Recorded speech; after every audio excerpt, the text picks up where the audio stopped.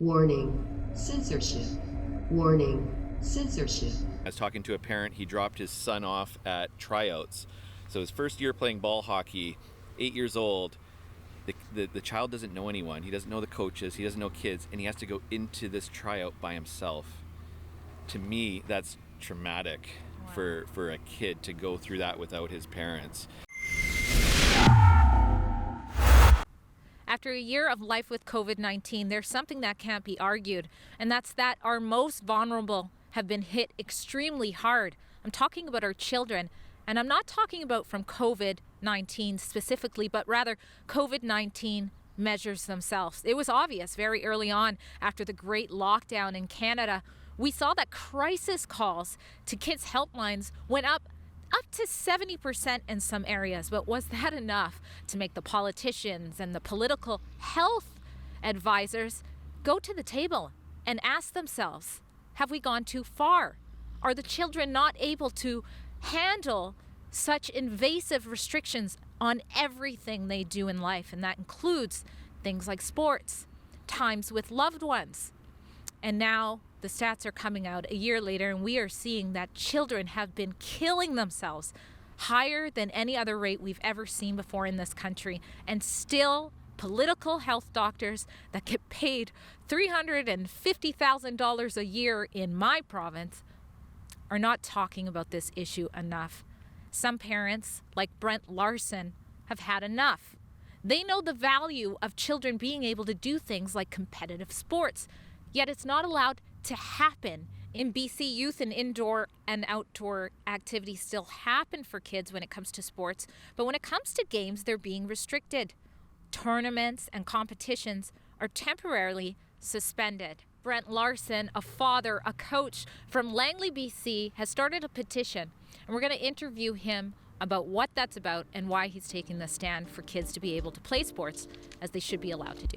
Before I talk to Brent, I saw you eyeing this toque. This is my Rebel toque. If you're a Rebel like us or you want to support us because you love the stories that we bring, head to Rebel News Store. You can spread the message about Rebel while being a Rebel, while looking like a Rebel, and you can use coupon code DREA10 for your discount while you do. So Brent, tell us how long you've been working with kids, coaching, and things like that. Well, my son's 12, almost 12, and I've been coaching for probably 6 years, help out with soccer, and it's a lot of fun until this last season when November 19th, the order came down that kids are only allowed to practice and they're not allowed to have games. So went through the whole season of soccer, not as a coach, but as a parent, watching the kids lose interest right up till the end, until it pretty much fizzled. You know, that sentence you just said, the kids lose interest. It reminds me of one of the losses we've had in the increasing of child suicide. And this young lady, her sister said that her sister was so active before, and as soon as those things cut off, that's when her sister noticed a change. So when you decided to take this stand and get this petition going, what was the last straw before you're like, I've got to do something about this? Yeah, it's funny. I would call the local politicians, and I called Dr. Henry's office, and I was just asking, what's the data behind not allowing kids to play versus practice? Like, what does the data show? I want to see it. And also, why can't parents watch an outdoor game when they go? So what I was thinking is, so a parent wakes up, goes to Starbucks, goes to Costco, maybe later goes to IKEA, and then, hey, let's go out for dinner. We'll go to a top restaurant. Then I'm going to drive Johnny to baseball, but I can't get out of my car to even walk him to the field. It didn't add up, and I wanted to see what the data was behind these decisions, and I didn't find any answers from the politicians or from Dr. Henry's office.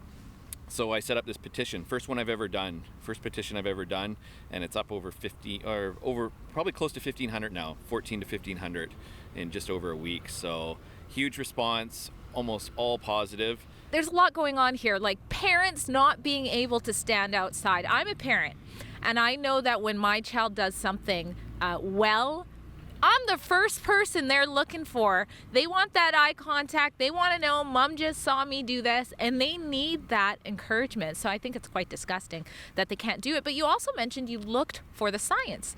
Early on, we discovered that outside transmission, it's not what we thought it was going to be. In fact, there's a study here we can take a look at right now. And out of over 7,000 transmissions, there was just 2. So that's out of 7,000. So again, what is Dr. Bonnie Henry doing, saying that parents cannot watch these children in these sports? Now, you're getting support. That's great to hear. Have you had any opposition to this? Only from that office and different levels of government, but publicly, most people don't even know this is happening. So people that don't have kids, they're like, what? They kind of scratch their head. It just doesn't make sense. So it's, yeah, and like you said, with kids' well-being, I was talking to a parent, he dropped his son off at tryouts.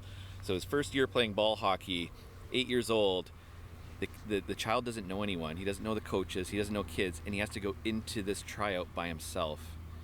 To me, that's traumatic. Wow. For a kid to go through that without his parents. And there's, I could sense almost guilt of parents getting out of their car and peeking to watch their kids play soccer. Mm-hmm. And they don't need to be guilty to be involved in their kids' lives. So we want to see the science and the data behind these decisions. So that's what we're asking for. And right now we're not getting answers, but we're getting lots of feedback from the public, and they are behind this. Now, I'm so glad that you are taking this stand, bringing this to people's attention, because one of the things we talked about off camera is that you said that a lot of parents don't even realize some of this stuff. And you also mentioned a safety concern that's involved in this. Do you want to explain that? Well, just kids leaving the field, going there without parents' eyes on the field. They're going for runs. It's just a lot safer having parents and guardians watching the games. It's just a safer atmosphere. And so once this petition gets to a certain amount of numbers, what's your plan then? Well, I'm going to keep pressing for answers, and I filed a Freedom of Information request through the government because I'm not getting any answers on this data behind these reasonings with parents not watching and kids not playing games. So kids need competition. Mm-hmm. They are baseball players and soccer players. They're not practicers. They lose interest, and it'll fizzle. We need some competition back. And if we don't have competition, show us the numbers, why there isn't competition. So in the injunction, or whatever you want to call it from the government, there's a clause in there saying if you're an elite player, you can play games. So then you have to go through another layer of government to classify yourself as elite. My son's elite. You know, that person's son's elite. They're all elite in our eyes. This is ridiculous to say an elite player can now play. This separation of classes, it's unbelievable.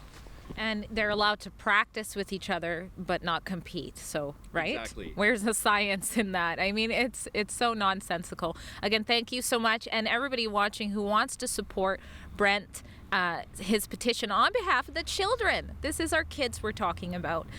Please head to rebelnews.com, click on the link there in the article, and you can find that in the description of this video as well. Thank you so much. Thank you very much. Enough is enough. The health of our children matters. If you want to support Brent Larson's petition, go to our report at rebelnews.com. You can find it in the description of this video. And speaking of this video, if you want to make sure you always are able to have access to us, make sure you go to afteryoutube.com. YouTube recently just demonetized us, and who knows how long we're going to be on there. So you can see how you can stay in touch with us at afteryoutube.com.